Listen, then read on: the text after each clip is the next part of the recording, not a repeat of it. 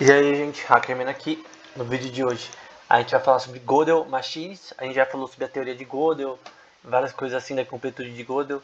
A gente vai agora falar sobre máquinas de Gödel, que basicamente é uma máquina que se auto autocorrige, é a palavra correta, né?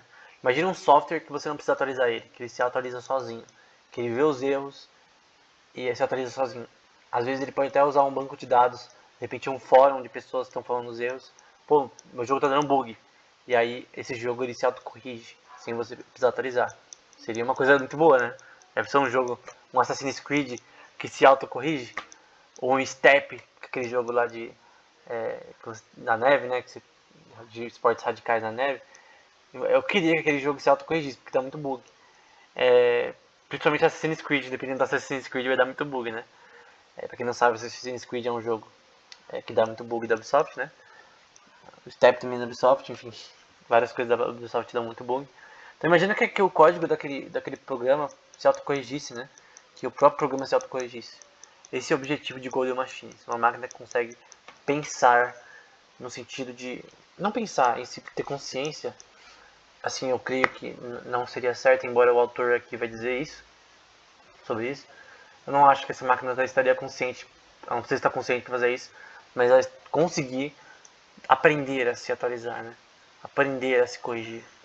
Então tá para ver nessa imagem, né? Um robozinho aprendendo a jogar com um gato, né? Escolhendo seus movimentos ardilosamente.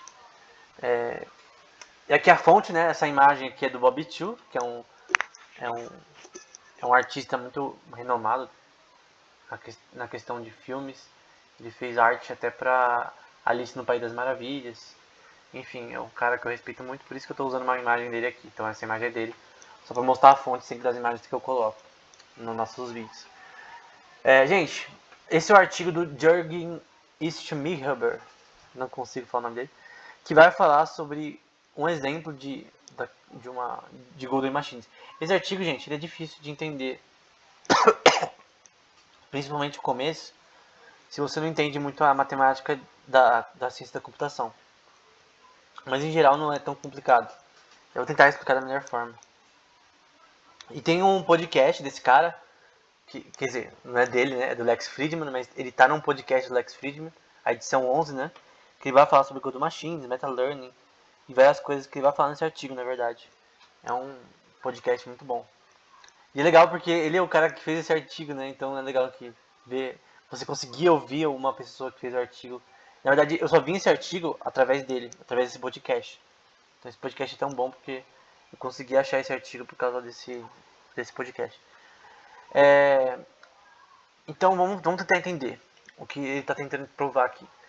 Nós queremos, né, o objetivo dele, a vontade dele, é melhorar a qualidade de software na questão de você conseguir criar um programa que se autocorrige. Seria muito bom para o ser humano isso.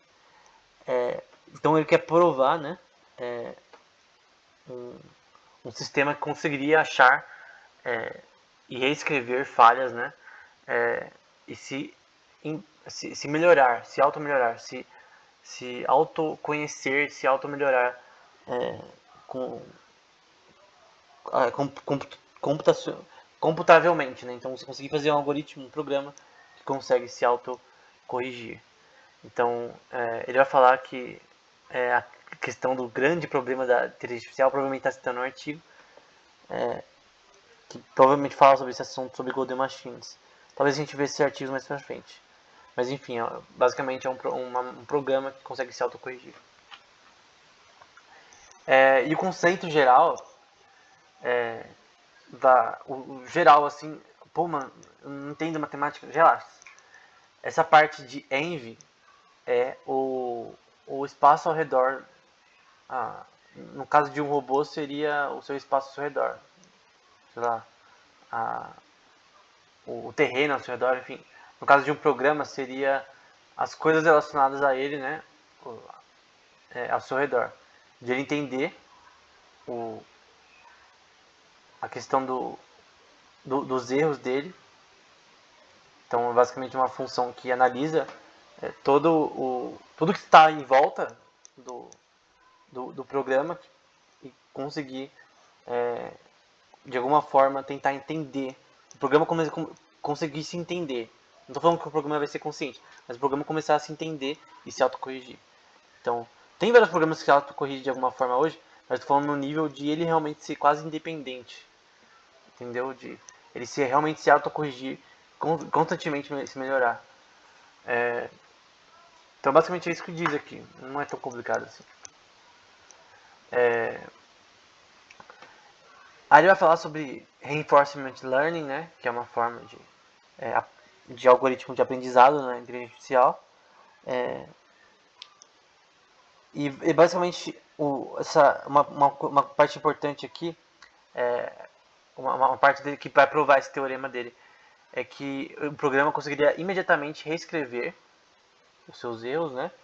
Se reescrever, né? Entender o código que ele tenha hoje e se reescrever através de um programa que ele chama de Switch Program, que é basicamente, em inglês, eu poderia traduzir de uma forma que seria um programa que troca, né? Que ele consegue inserir código, tirar código que é ruim, enfim. Que ele consegue, por exemplo, estatisticamente dizer, pô, meu programa hoje está uma bosta e agora eu tenho que melhorar. Então, basicamente isso. Esse P seria isso que está escrito, que está nesse parágrafo. Então, basicamente é isso. Um programa que ele consegue encontrar seus erros. Às vezes nem é erro, tipo, se auto-melhorar. De repente ele tá... Imagina um programa que, sei lá, ele troca a cor do background porque a gente está no verão. Não sei. Seria algo importante pro design de um site, por exemplo. Ou de um programa de aplicativo. Então imagina um programa que faz isso sozinho. É legal. E que aprende sozinho. Essa é a questão. Você não precisa ficar só ensinando ele. Ele aprende sozinho. Com o tempo. Então aí a estrutura. Essa parte do environment, que é aquele env que a gente viu antes. Que seria a parte que está ao redor do programa, de entender o seu ao redor. E basicamente esse environment vai ser a base do programa, em certo modo. Aí vai ter algumas setinhas ali, dá pra ver ali embaixo, que está apontando para o input, que é a entrada que vem do ao redor do programa. No exemplo de um robô seria a câmera que está vendo as imagens ao seu redor, os sensores que estão ouvindo ou interagindo com o seu redor. Enfim, aí vão ter vários módulos que seriam relacionados a esse assunto, né? Então a forma de ele conseguir armazenar informações, a parte de cima, né? E provar a si mesmo que ele tem que se melhorar, né? Então ele precisa de uma prova matemática que ele tá ruim, que ele poderia se melhorar de alguma forma, um bug no programa, ou alguma forma de de o programa ser mais rápido. Imagina um jogo de videogame que ele fica cada vez mais optimizado, né? Que você optimizar um jogo é legal porque você consegue rodar ele em arquiteturas mais leves, né? Como, por exemplo, um computador sem placa de vídeo. Imagine que um jogo conseguir fazer isso automaticamente. Então é basicamente isso, né? É uma coisa importante é o sistema de recompensas, que é muito importante para a inteligência artificial, né? Que você tem o seu programa e você vai dar recompensas quando ele acertar, de quando ele se melhorar para o bem, quando ele conseguir fazer algo que realmente deu certo. E basicamente você vai mandar sinais que vão representar uma recompensa ou uma punição. É claro que o programa não vai entender que isso é uma punição ou recompensa como nós, né? Eu entenderia como algo tipo, nossa, você tá me zoando, tipo, por exemplo, quando você recebe uma recompensa, você fica feliz.